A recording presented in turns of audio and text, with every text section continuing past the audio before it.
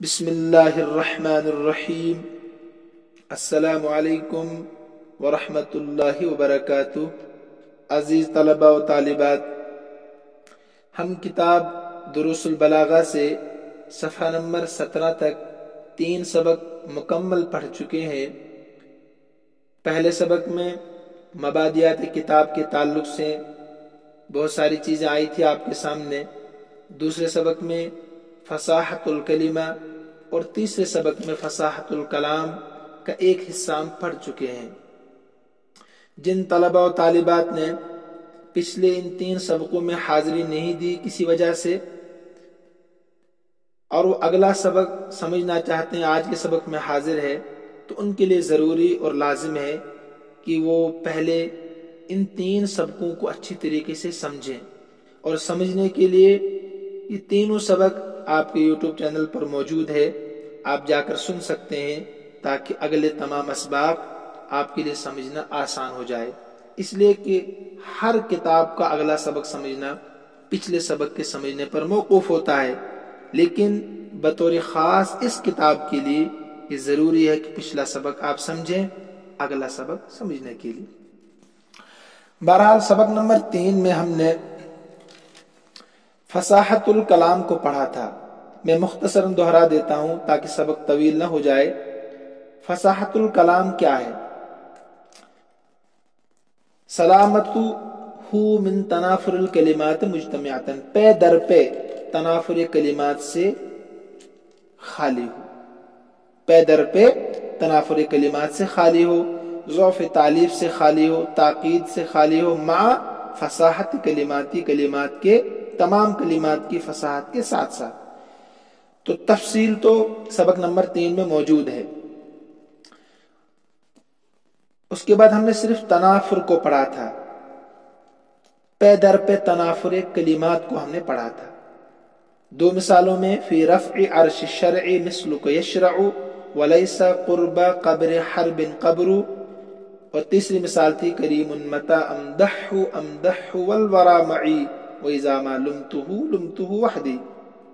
میں نے کہا تھا مثال نمبر 3 میں تکرار الفاظ کی وجہ سے، تکرار کلمہ کی وجہ سے تنافر ہے، لہذا یہ فصاحت کے درجے سے گر کر غیر فصیح ہو گیا ہے۔ اس سبق کی تمام تفصیل سبق نمبر 3 میں موجود ہے، آپ جا کر سن سکتے ہیں۔ تو آج ہم پڑھیں گے ضعف تالیف کو، صفحہ نمبر 17 پر۔ ضعف تالیف کیا چیز ہے؟ آج کا سبق بہت آسان ہے، یہ آپ کی پڑھی ہوئی ساری چیزیں ہیں۔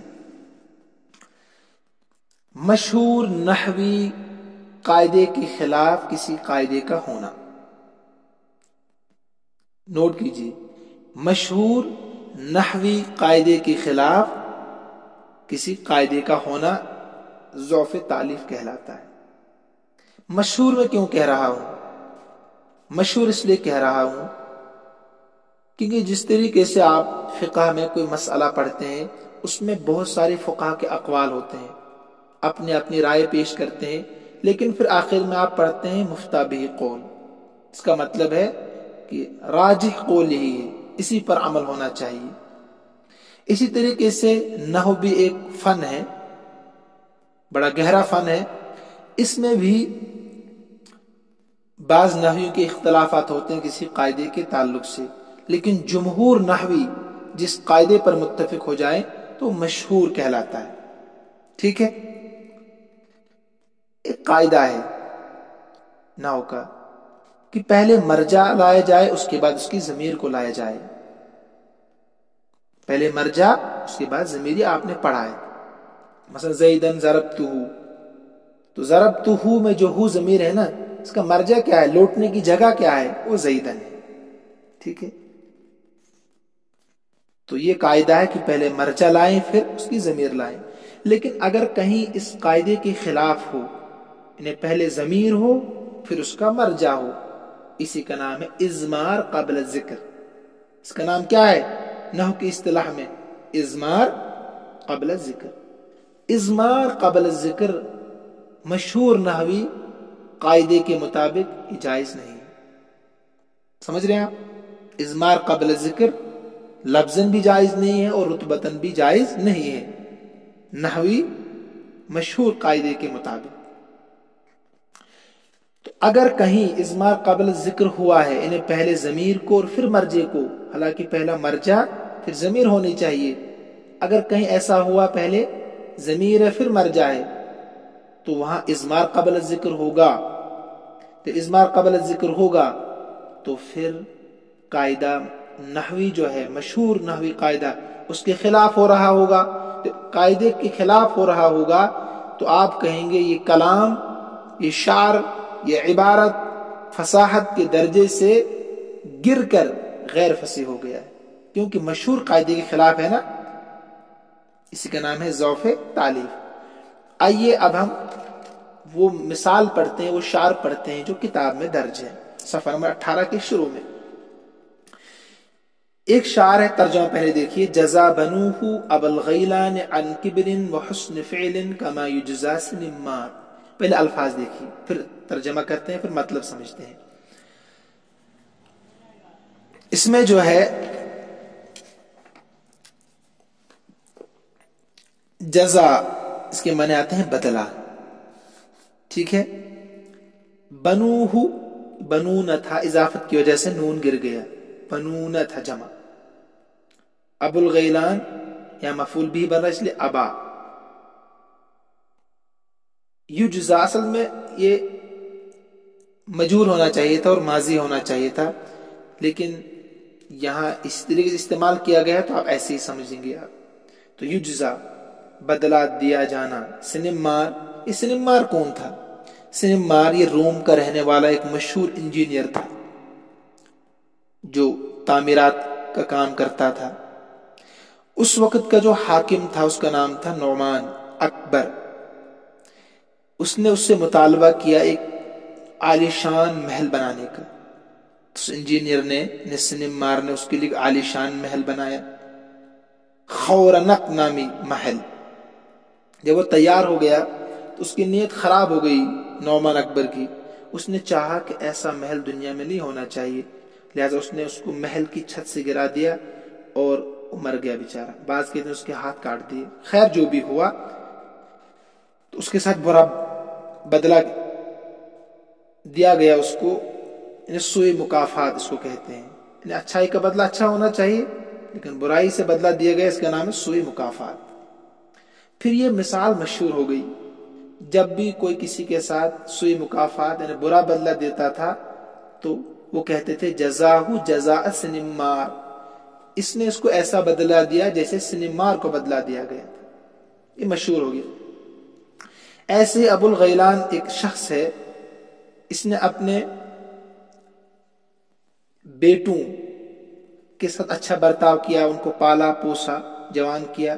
تو پھر جب بوڑھا ہو گیا خود ابو الغیلان تو ان کے بچوں نے ان کے ساتھ اچھا برتاؤ نہیں کیا، برا برتاؤ کیا. تو یہ سوء مکافات ہو گیا کہ نہیں؟ یہ تو مطلب میں نے بتا دیا. ترجمہ دیکھیے اب آپ. ترجمہ ہے بدلہ دیا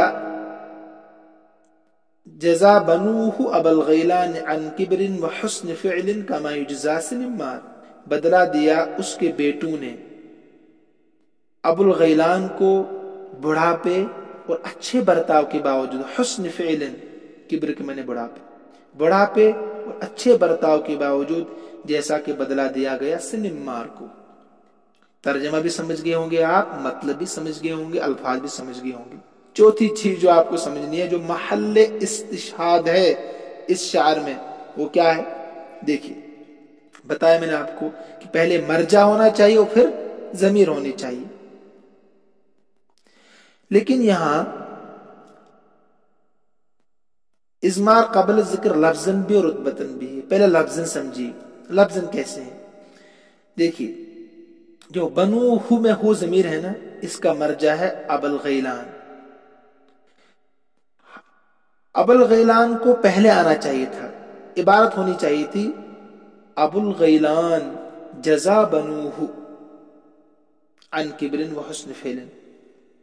ابو الغیلان جزا بنوہ، ابو الغیلان بدلہ دیا اس کو بیٹوں نے، اس کو بیٹوں نے. لیکن یہاں ہو کو پہلے ذکر کیا اور ابوالغیلان کو بعد میں ذکر کیا، انہیں ضمیر کو پہلے لائے اور ابوالغیلان کو بعد میں لائے، جو یہ مفعول بھی بن رہا ہے۔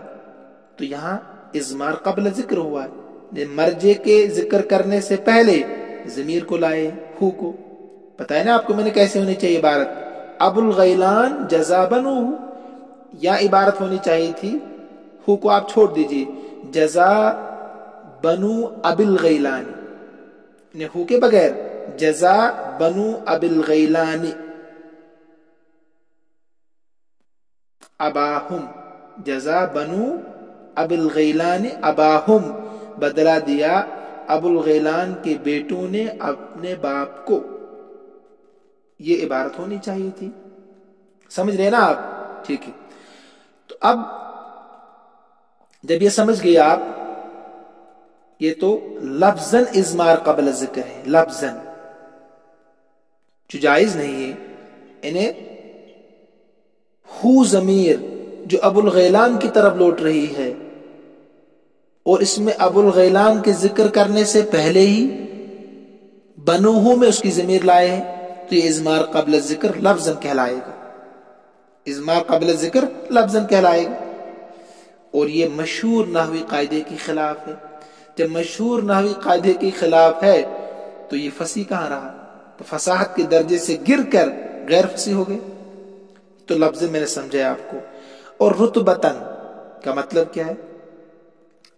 رتبتاً بھی یہاں اضمار قبل ذکر ہو رہا ہے۔ کیسے؟ بنوہ میں ہو ضمیر جو ہے اس کا مرجع ابوالغیلان ہے کہ نہیں؟ جو مفعول بھی بن رہا ہے، اس لیے ابوالغیلان ہے نا حالت نصبی میں، جو مفعول بھی بن رہا ہے، اور مفعول بھی کا مرتبہ فاعل کے بعد ہوتا ہے کہ نہیں؟ لہذا ابوالغیلان رتبے کے اعتبار سے بھی بعد میں ہے، حالانکہ اس کی ضمیر کو پہلے ذکر کر دیا گیا ہے۔ تو اضمار قبل ذکر لفظاً اور رتبتاً دونوں کو میں نے سمجھا دیا، لازم آنے کی وجہ سے یہ شعر جو آپ کے سامنے ہے، جزا بنوہ ابوالغیلان عن کبر وحسن فعل کما یجزا سنمار، فصاحت کے درجے سے گر کر غیر فصیح بن گیا ہے۔ امید ہے کہ آپ سمجھ رہے ہیں۔ اس کے بعد تاکید کو ہم پڑھیں گے، جو تیسری چیز ہے کلام کے فصیح ہونے کے لیے۔ آپ نے پڑھا نا کہ تنافر کلمات، ضعف تعلیق اور تاکید سے خالی ہو، تو دو چیزیں آپ کے سامنے آ گئی۔ تیسری چیز ہے تاکید۔ تاکید کیا ہے؟ ان یکون الکلام خفی الدلالت علی المعنی المراد والخفا اما من جہت اللفظ بسبب تقدیم او تاخیر او فصل ویسمى تاقیدا لفظیا كقول المتنبی۔ دیکھیے تاقید کی دو قسمیں ہیں۔ پہلا آپ تاقید کس کو کہتے ہیں؟ تاقید کہتے ہیں کہ جو آپ کلام کر رہے ہیں نا، جو گفتگو آپ کر رہے ہیں، وہ معنی مرادی پر واضح نہیں ہے۔ یعنی میں آپ سے کوئی بات کہنا چاہتا ہوں، لیکن جو میں کلام کر رہا ہوں، الفاظ استعمال کر رہا ہوں، وہ الفاظ اس معنی پر جو میرے دل میں ہے، معافی ضمیر جو ہے، اس پر وہ واضح دلالت نہیں کر رہے ہیں۔ اشارات ہے یا کلام میں فصل ہوا ہے جس کی وجہ سے آپ میری مراد کو نہیں سمجھ پا رہے ہیں میرے الفاظ کے ذریعے سے، یعنی میرا کلام میری مراد پر واضح نہیں ہے، جس کی وجہ سے آپ کو سمجھنے میں دقت آ رہی ہے۔ اس کا نام ہے تاقید۔ سمجھ میں آ رہا آپ لوگوں کی کہ نہیں؟ دوبارہ سمجھاؤں۔ تاقید کہتے ہیں کہ متکلم کا کلام اس کی مراد پر واضح نہیں ہے، یعنی الفاظ مراد پر دلالت صحیح طریقے سے نہیں کر رہے ہیں، جس کی وجہ سے سامع متکلم کے کلام کو نہیں سمجھ پا رہے ہیں۔ اب یہ نہ سمجھنے کی وجہ یا کلام کے واضح دلالت نہ ہونے کی دو وجہ ہو سکتی ہے۔ کیا ہو سکتی ہے؟ دو وجہ، یا تو تاقید لفظی ہوگی یا تاقید معنوی ہوگی، یعنی الفاظ میں کچھ کمی ہوگی یا معنی میں کچھ کمی ہوگی۔ تو اگر الفاظ میں کچھ پرابلم ہے، اس کا نام ہے تاکید لفظی. اگر معنی میں کچھ پرابلم ہے اس کا نام ہے تاکید معنوی. ٹھیک ہے، پہلے تاکید کی 2 قسمیں، تاکید لفظی اور تاکید معنوی. تاکید کی تعریف ذہن میں رکھیے. اس کے بعد تاکید کی 2 قسمیں، تاکید لفظی اور تاکید معنوی. تاکید لفظی کس کو کہتے ہیں؟ تاکید لفظی کہتے ہیں انہیں تقدیم ما حقہ التاخیر یا تاخیر ما حقہ التقدیم. انہیں جس کلمے کا حق پہلے تھا اس کو آپ بعد میں لا رہے ہیں، یا جس کلمے کا حق بعد میں تھا اس کو پہلے ذکر کر رہے ہیں. عبارت میں، شعر میں، اپنے کلام میں ان الفاظوں کو اپنی جگہ پر نہیں رکھ رہے ہیں. یا مبتدا اور خبر، موصوف صفت، حال ذوالحال، ان کے درمیان آپ کسی اجنبی لفظ کے ذریعے سے فصل لا رہے ہیں. انہیں مبتدا اور خبر کے درمیان میں آپ نے کوئی نیا کلمہ داخل کر دیا، موصوف صفت کے درمیان میں کچھ اور الفاظ داخل کر دیے، حال ذوالحال کے درمیان میں کچھ اور تعلقات ڈال دی، نئے الفاظ ڈال دی ان کے بیچ میں، مبتدا خبر، موصوف صفت، حال ذوالحال کے درمیان. تو فصل کی وجہ سے اب کلام کا سمجھنا دشوار ہو رہا ہے. الفاظوں کے درمیان فصل کرنے کی وجہ سے آپ کے کلام کو سمجھنا کیا ہے؟ دشوار ہو رہا ہے. اس کا نام ہے تاکید لفظی. پہلے صرف تعریف سمجھیے، پھر آپ شعر جو دیا گیا ہے کتاب میں اس کو سمجھنے کی کوشش ہم کریں گے. پہلے تعریف جب ذہن میں بچوں کو رہتی ہے نا تو پھر سمجھنا آسان ہو جاتا ہے. سمجھ گئے نا آپ تاکید لفظی کی تعریف؟ پہلے تاکید کی تعریف ذہن میں رکھیے، اس کے بعد تاکید لفظی. یہاں تاکید لفظی کی مثال دی ہے، جفخت وهم لا يجفخون بها بهم شيم على الحسب الاغر دلائل.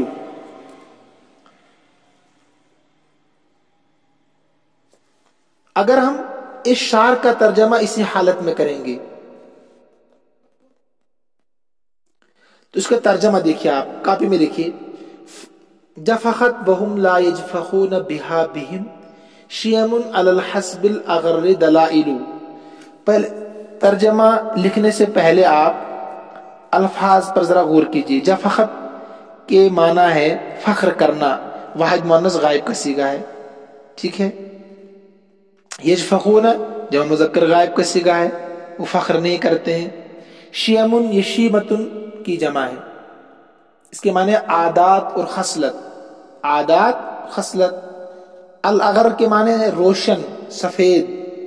غرہ یا غرو سے باب سمیع اسمو، خوبصورت ہونا. غرہ یا غرو باب سمیع اسمو سے کے معنی ہے خوبصورت ہونا، سفید ہونا. دلائل یہ دلالتن کی جمع ہے. دلائل دلالتن، دلیل کی جمع مت لکھنا، دلالتن کی جمع ہے بمعنی وہ چیز جس سے رہنمائی حاصل کی جائے. لیکن یہاں اس سے مراد ہے علامت. یہاں مراد کیا ہے؟ علامت. الفاظ آپ کے سامنے آگے. اب اس حالت پر اگر ترجمہ ہم کریں، اسی حالت پر جس حالت میں آپ کے سامنے شعر ہے، تاکید لفظی کو ذہن میں رکھیں. میں نے کیا کہا آپ کو کہ مبتدا خبر، موصوف صفت، حال ذوالحال کے درمیان میں اجنبی الفاظ داخل کر دیا آپ نے جن کی ضرورت نہیں تھی. انہیں مبتدا کے بعد خبر آنی چاہیے، موصوف کے بعد صفت آنی چاہیے، حال کے بعد ذوالحال آنا چاہیے. لیکن اگر ایسا کہیں نہیں ہے تو آپ کو کہنا ہوگا کہ اس میں تاکید لفظی پایا جا رہا ہے. ترجمہ دیکھیے، فخر کیا حالانکہ وہ لوگ فخر نہیں کرتے ہیں. جفخت وهم لا يجفخون بها، فخر کیا حالانکہ وہ لوگ فخر نہیں کرتے ہیں، بہا ان پر، بہم ان لوگوں پر، شیم علی الحسب الاغر دلائل ایسے اچھے اخلاق نے جو معزز حسب نسب پر دلالت کرنے والے. اس ترجمے کو بھی آپ لکھو کاپی میں، پہلے لکھو فخر کیا حالانکہ وہ لوگ فخر نہیں کرتے ہیں ان پر، ان لوگوں پر ایسے اچھے اخلاق نے جو معزز حسب نسب پر دلالت کرنے والے ہیں. اب ذرا ان پر آپ غور کرو، ان الفاظوں پر، اس شعر کے ترجمے پر. تو کچھ بھی آپ کو سمجھ میں نہیں آئے گا. کرو گورا، اگر سمجھ میں آ رہا تو بتاؤ. انہیں سمجھ میں آ رہا ہے؟ ٹھیک ہے. اب آپ اس عبارت کو صحیح دیکھو کیسی عبارت ہے. 1 2 تک کر کے نشان لگاؤ اس پر یا لکھو. اصل عبارت ہے جفخت بہم شیم دلائل علی الحسب الاغر وهم لا يجفخون بها. یہ اصل عبارت ہے. ٹھیک ہے. جفخت بہم شیم دلائل علی الحسب الاغر وهم لا يجفخون بها. اب دیکھیں الفاظ کہاں سے کہاں پہنچ گئے. جو درست عبارت جو میں پڑھ کے بتا رہا ہوں آپ کو. اب ترجمہ لکھیے. اب ترجمے سے آپ ایک دم سمجھ جائیں گے. اس گھرانے کے لوگوں پر، اس گھرانے کے لوگوں پر ایسے اچھے اخلاق نے فخر کیا جو گھرانے کی عزت اور شرافت پر دلالت کرنے والے ہیں. یہ علامت ہے. جو گھرانے کی عزت اور شرافت کی علامت ہے یا دلالت کرنے والے ہیں. حالانکہ یہ لوگ ان اخلاق پر فخر نہیں کرتے ہیں. وَهُمْ لَا يَجْفَخُونَ بِهَا. حالانکہ یہ لوگ ان اخلاق پر فخر نہیں کرتے ہیں. تو اس شعر میں بِهِمْ شِيَمٌ عَلَى الْحَسْبِ الْأَغَرِّ دَلَائِلُ. بِهِمْ نشان لگاؤ. بِهِمْ شِيَمٌ عَلَى الْحَسْبِ الْأَغَرِّ دَلَائِلُ کو بعد میں لائن مؤخر کیا اور وَهُمْ لَا يَجْفَخُونَ بِهَا کو مقدم کیا گیا ہے، جیسے پہلے شعر میں ہے، کتاب کے شعر میں ہے جو میں نے سمجھا دیا آپ کو.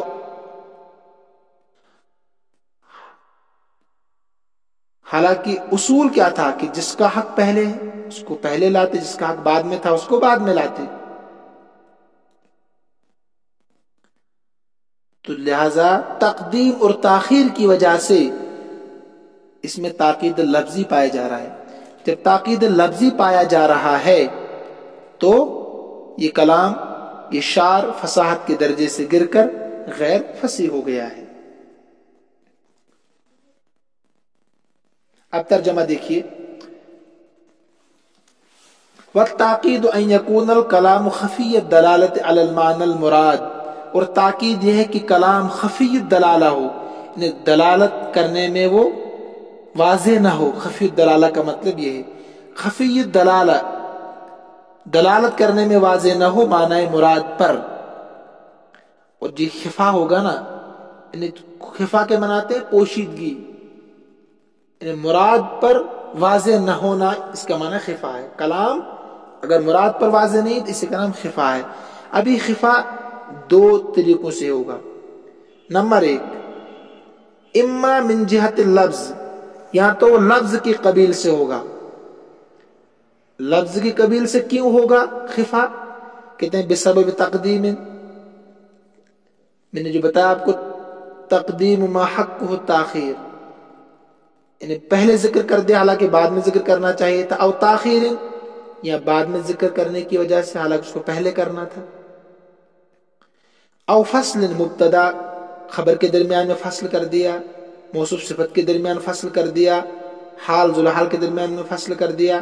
ویسمى تعقیدا لفظیا، اس کا نام ہے تعقید لفظی. اب اس کو شعر سے سمجھایا ہے، جیسے کہ متنبی کے قول میں، جفخت وهم لا يجفخون بها بهم. جفخت وهم لا يجفخون بها بهم شيم على الحسب الأغر دلائل.